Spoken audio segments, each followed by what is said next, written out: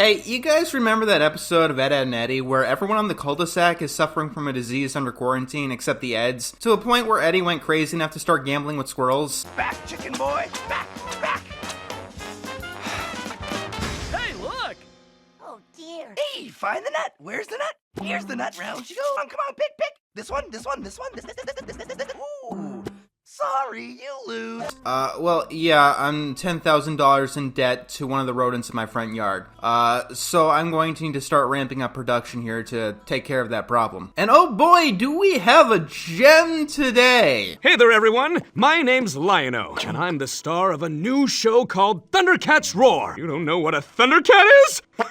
Well, let's start small. And if you say anything bad about this jewel of animation, short-sighted people will say that you're a nostalgia-blind idiot in a toxic fandom. Thundercats Roar, everybody! Give them a warm round of applause!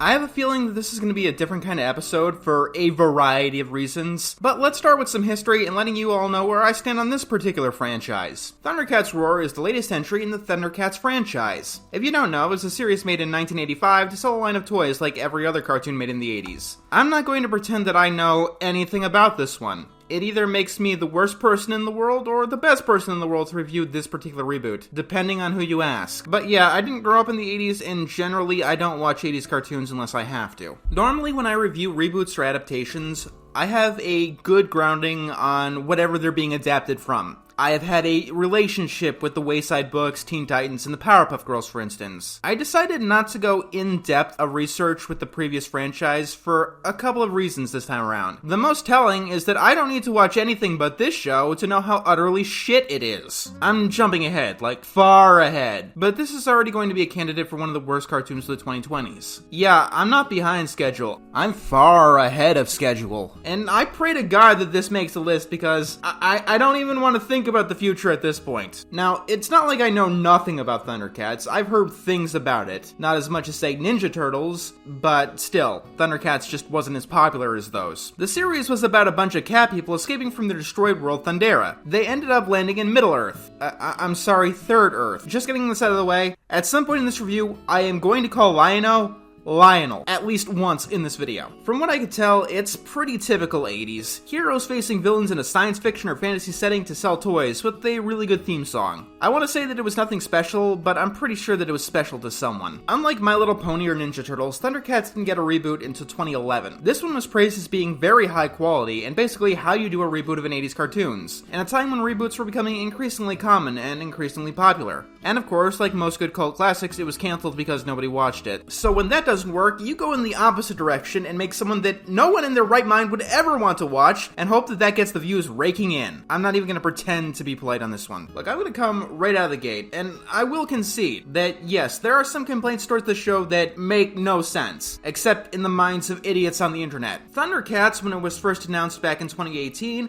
gave rise to criticism of the quote-unquote Cal art style. If you don't know, and virtually anybody who has ever complained about the Cal art style doesn't know, Cal art style is a term invented by John Kricfalusi to mock people who took influence from Disney and not his influences, because he spends too much time breathing in his own farts that he couldn't conceive that there are other schools of thought that are applicable in the world of art than his own. Somehow, and no one really does know how, this got conflated with modern animation cliches, such as bean smiles that you've seen in Star Versus or Steven Universe, many of which were created and animated by people who were not graduates of CalArts. And many people who were graduates of CalArts never used these tropes. Even in the warped, twisted world where CalArts is a critique, it would make no sense to criticize Thundercats Roar for the CalArts art style, because it shares none of those cliches, because Thundercats Roar doesn't have an art style. Let me put it this way, I would assume that somebody who went to the California Institute of Art would know something about art. I don't know if I've ever said this before, but when I say this now, I've never meant it as much as I do now. I legitimately believe that the people who made the show do not know how to animate and know literally nothing about art. Like, you could take a rambling hobo off of the side of the street who thinks that computers were sent to us by the devil to commit witchcraft, and he would make something as technically sound as this show. You'll have to pardon me on this review because I'm a little bit out of my wheelhouse. Normally when I critique something, I focus on the stories and the characters. And while they are garbage in this show, the animation is obviously the biggest problem here. Honestly, a lot of the incompetence here reminds me of the Problem Solvers.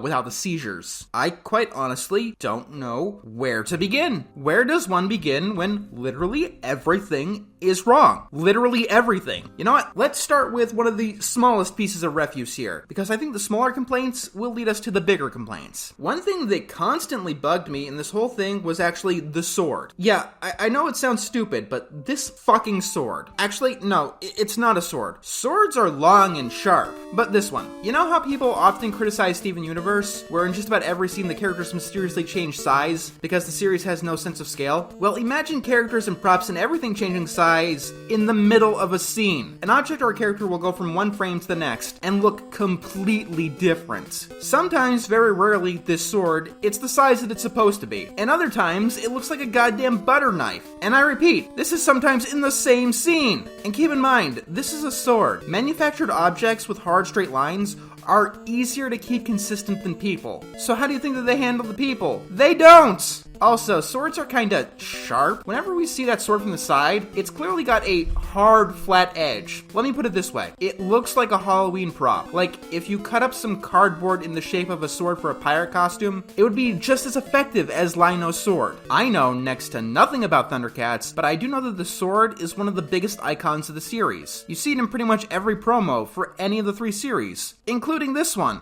Except this time around, Lionel has this stupid as hell expression like, "Duh, I finally got the splinter out, guys." Oh, that reminds me, the expressions. Good fucking god, the expressions. I have never seen worse facial expressions in a cartoon. And that includes Powerpuff Girls 2016, which continually used memes as their facial expressions. If you need someone to sing so bad, you do it! No, my gusta! First of all, how many times they use the cat smile is just goddamn obnoxious. Haha, I get it, they're all cat people. Can we stop talent scouting in Tumblr, please? I don't think it's working out quite well. Seriously though, pick any expression in the entire show, it is wrong. And let's just pick one at random. Yeah, that'll do. Another cat smile, which is exactly what the villain needs to look intimidating. I'm no expert there, but I don't think that the entire expression goes on one half of the face. Oh wait, that's most of Lionel's expression. His mouth is on one side of his face, and his nose either doesn't exist or is on the other side of his face. Could you imagine looking at that dead on? To be quite honest, it looked better than the splatter that's on my screen. And honestly, I can't tell you how many times they used XD expressions. You know, where the character's eyes basically become the greater than and less than signs. Party up like it's 2007 and this hasn't gone out of style in 2008. Yes, in many cartoons they do fudge the expressions a little bit. Many characters have full-on designs that aren't really supposed to be seen from a front view. Gumball from Amazing World is one notable example. They're always seen from 3/4 or profile because front-facing would look too weird. And other shows do exaggerate. In Star Versus, her eyes are always drawn above her hair. But there's only so much that you can get away with before it looks like it was drawn by Picasso after succumbing to dementia. Just about every single character has the exact same face. Their body designs are different, in every fucking frame. But look at this. All of them. Same mouth, same eyes, same eyebrows. You could face swap them and there would be no difference. Look at their fucking hands. Look at their fucking hands. I know drawing hands is difficult, but come the fuck on. It looks like they have squids attached to their arms. And speaking of arms, in this frame, imagine if the other characters weren't there. Tigra could easily compete in arms because his are longer than Donkey Kong's. And I'm not really just picking these stills at random, or at the very least, I don't have to. Every scene in the show has this problem. All of these problems. And several other problems as well. Huh, interesting. I didn't know that backgrounds were optional in animation. This cartoon isn't even finished yet. And I don't know how that's possible when it was announced in 2018 and this is the first episode. Quite honestly, sometimes the backgrounds look pretty good, which makes all of the other characters look like cutouts that do not belong in this universe. Other times, though, those are trees? I have seen trees, and those are not trees. If I didn't tell you that these were trees, you wouldn't mistake them with pollution clouds. Maybe I've got the wrong attitude here. Maybe this is something avant-garde. Like it's when you make your art look so ugly that no one likes it for the sake of being artistic. Degrading the concept of art for your art. After all, how else would you come to the avant-garde decision of switching the keyframes with the smears? That's actually probably the best way I can describe the animation of the show. Everything looks like an animation smear constantly. But if this was avant-garde, you'd think they'd do a little bit better in the comedy or the story department. Every single joke is repeated multiple times, right after the other. Someone like us? Yeah, like the mutants, for example. Every single joke. When it comes to Mum Ra. Oh, hey, did someone say Mum Ra? Right. Speaking of story, how does this thing start up again? Loneliest place in the universe. But alas, everything explodes someday. Correct me if I'm wrong, but isn't the homeworld exploding supposed to be this driving force for our characters? Shouldn't this moment be held up with some kind of dignity? I guess not. It's just not important, and if it's not important, I have no idea why you're even showing me this. And then the episode goes on to just explain who the characters are through trading cards. No, I'm sorry, just telling us who they are. I'm sorry, but this is just the laziest fucking thing. I can't tell you how much this pisses me off. Not as a fan of Thundercats, but just as a fan of decent writing. You know the problem with making a previously action-oriented kind of show into a pure comedy? There's a lot of problems, but the main problem is that you just can't take the skin of one show and throw it on the other, because a lot of the times, it does not fit. Each genre has a different setup that doesn't really fit the other. And this scene is probably a good explanation as to why. Let's see, a good soul comedy show, that'd be SpongeBob, right? While watching SpongeBob, you don't really need to know much about the characters, right? Maybe their name, but you can see what they do in each given episode and not be lost. You could start watching SpongeBob in season 12 and you would not be lost at all. As a result, SpongeBob doesn't need to go in depth like this, explaining who everyone is. And it's a good thing that they don't, because explaining things like this slows down the pacing before it's even begun. And when you're telling a pure comedy like this show is trying to do, slowing down the pacing is detrimental. And yes, it's even worse than a kid's show. Kids have short attention spans. They aren't as forgiving of this kind of stuff as adults would be. So if you're making the show just for the kids, you've made a fatal mistake right out of the gate. But if we don't explain who these characters are, then people would be totally lost. Ahem. Do not reboot an action show to be a pure comedy then. If I keep holding this metal pole in the middle of a thunderstorm, I keep getting electrocuted. Drop the fucking metal pole!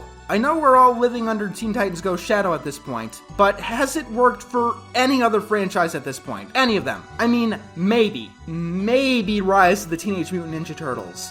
But even if that can be held up as an example, that's still only 2 examples over a growing pile of failure. And those probably made it out better than the majority of the others because they were partially comedy to begin with. I don't know much about Thundercats, but I'm fairly sure that it was never comedically inclined. But this show is trying to appeal to a new audience. The previous audience for Thundercats is all grown up now. I'm gonna say something. It's going to be controversial, but I think that it needs to be said to put this to bed once and for all. Every single reboot, every single one of them, every reboot or remake or adaptation ever should appeal to fans of the original. Every single one, no exceptions. No series has ever benefited from abandoning its roots like this particular one has tried to do. Let's think about this logically. If a show has things that made people fans in the first place, then it will make more fans, won't it? But if you think that a series like this one needs such a fundamental change to be nothing like what it once was, so people will watch it once more, you create the question of why you're rebooting it at all. The question has been asked many times before, but it's never been answered. If you don't want to make Teen Titans, why are you making Teen Titans?